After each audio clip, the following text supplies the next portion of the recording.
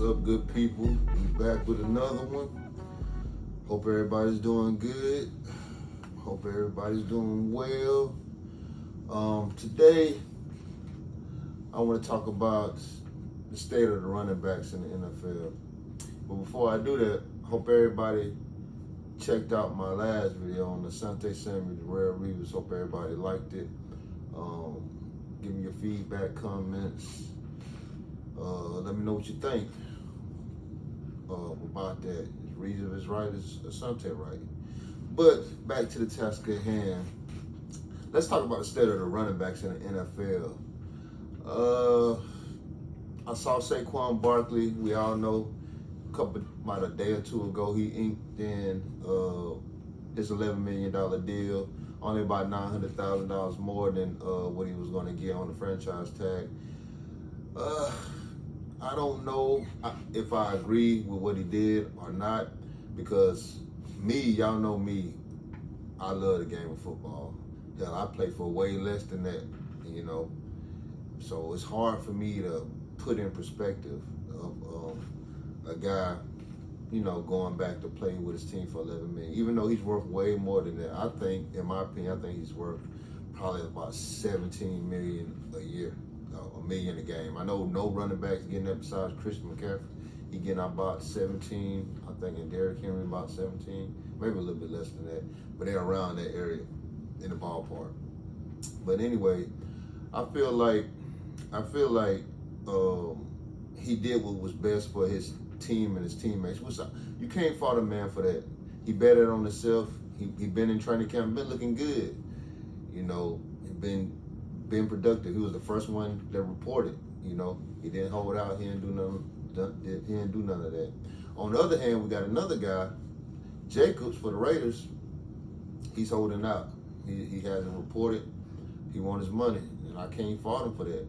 But basically, I want to talk about how much do y'all think the running backs are worth? Or do you think they are underpaid, or do you think they are getting about what they are worth?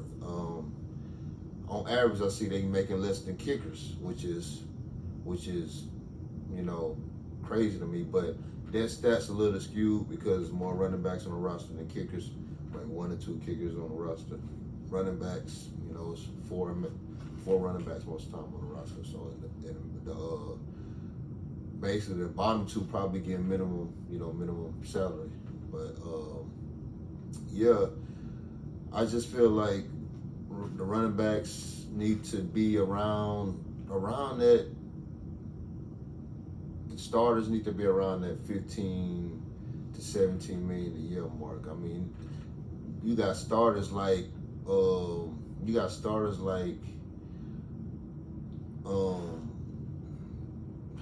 it's a lot of guys. You got a whole bunch of starters making less than 10, man. You got a whole bunch of starters making less than 10, which is insane.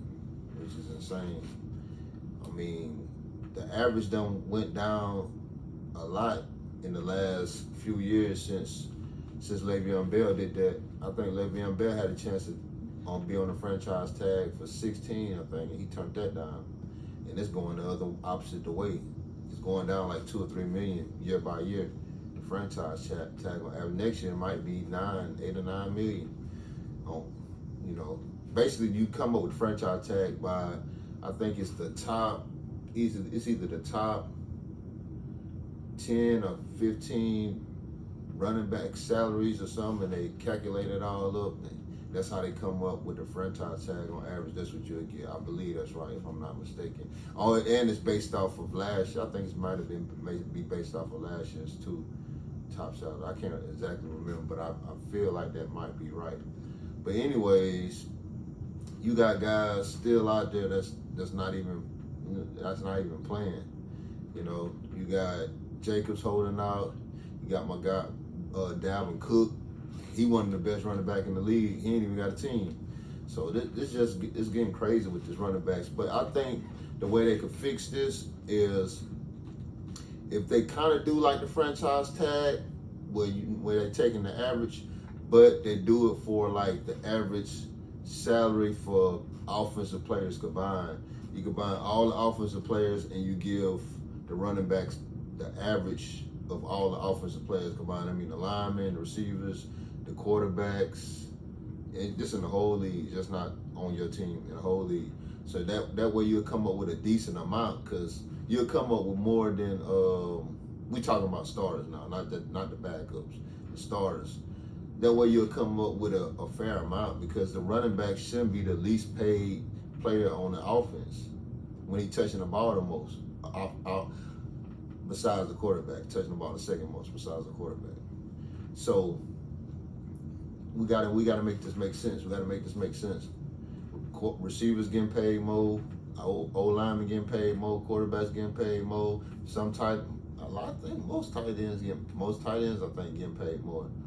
Yeah, because the tight ends have revolutionized too. So yeah, so running backs, out of the 11 positions, I think they had the running backs ranked 10th on the pay on the offense. I believe that's what it was. So it's just not making sense, man. It's not making sense. We gotta figure this out. We got some of the most talented guys might not even play this season, which is insane. I think they will go play before opening game, which is probably about a good 5 weeks away. I feel like about 5 weeks away. So I think all of them will eventually play, but just holding out and just reporting when the first game is not good, you know what I'm saying? It's not really holding out because you're on the franchise tag, so you just didn't sign your franchise tender. So you're not holding out, you're just not reporting the count. So let me correct this for a lot of people. It's a difference between holding out. Holding out is when you have a contract and you just decide not to report the count or whatever. You don't like your contract. But not reporting when they want a franchise tag you and you sign your tender, that's just, you just ain't reporting, but you still gonna lose that money if you ain't there by the game one. So yeah, man, I don't know. It's difficult. I guess they might have to wait till the next collective bargaining agreement to figure things out, which would be, most of them ain't gonna even be playing no more. I don't think, probably out of all these backs, maybe 1 or 2 will still be playing. Maybe 1 or 2 will be like a Frank Gore and play it for a long time. But the next collective bargaining agreement is like 7 years from now. So it's tough, man. It's tough. All you can do really is bet on yourself and believe in God and hope you stay healthy for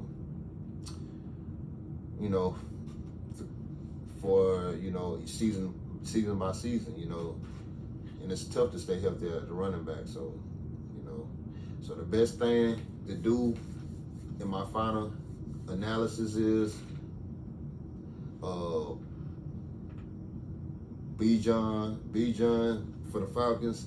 He's getting paid like around $13 million this first year, his rookie year. So I think that might be the best option, is to pay the running backs early coming out, because as they get more carries, they value decrease, just like a car off the car lot. So you drive it off the car lot, it decrease in values. That's kind of how they treat the running back. So pay them early.